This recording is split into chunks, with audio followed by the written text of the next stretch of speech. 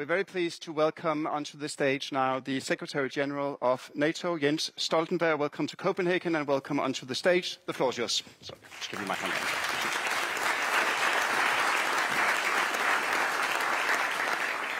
Good morning to all of you. Prime Minister Mette Frederiksen, dear Mette, it's great to be here together with all of you today. And Mette, thank you so much for your leadership, your strong commitment to the Transatlantic Alliance, and for your friendship. And as you just mentioned, last time I was in Copenhagen, we visited the Niels Bohr Institute. We saw this, I don't know exactly what it was, but a big thing inside a glass thermometer. I pretended I understood the questions, which was written down before I arrived, and I read the questions. I didn't understand the questions, and I didn't understand the answers, but I realized that this was extremely important, and high-end technologies which are important for all of us. And now we meet again, not at the Niels Bohr Institute, but at this quantum conference.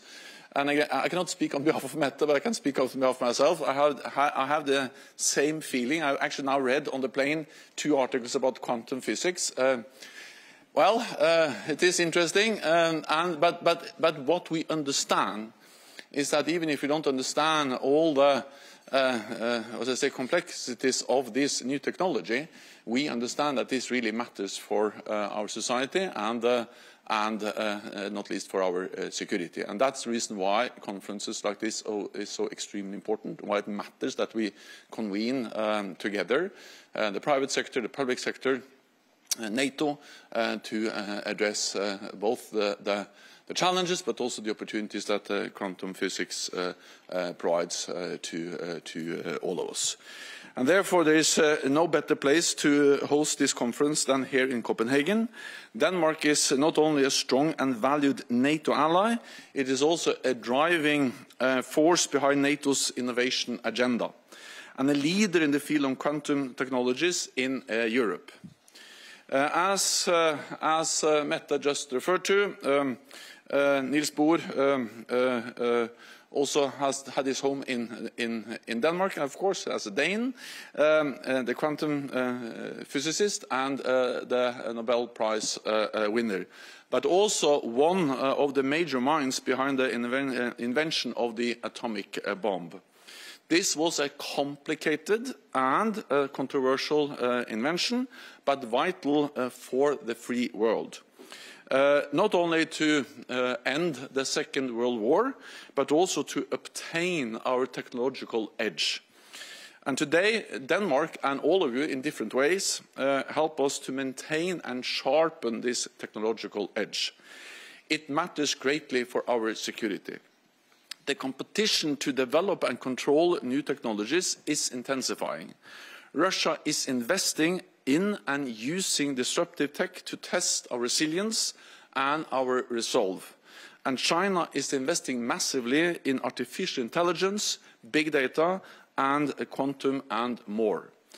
Beijing is integrating these new technologies into its military capabilities with no transparency and little regard for human rights.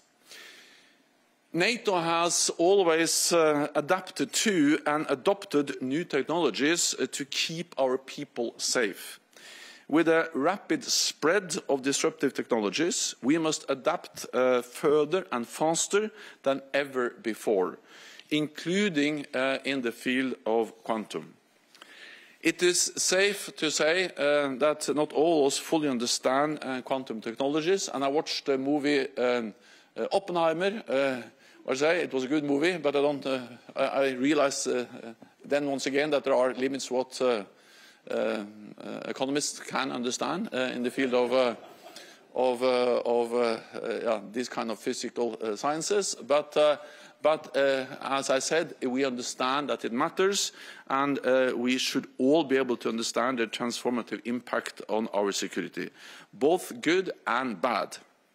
Quantum technologies can significantly improve our performance of our detection, navigation and radar systems, but also help competitors track our equipment.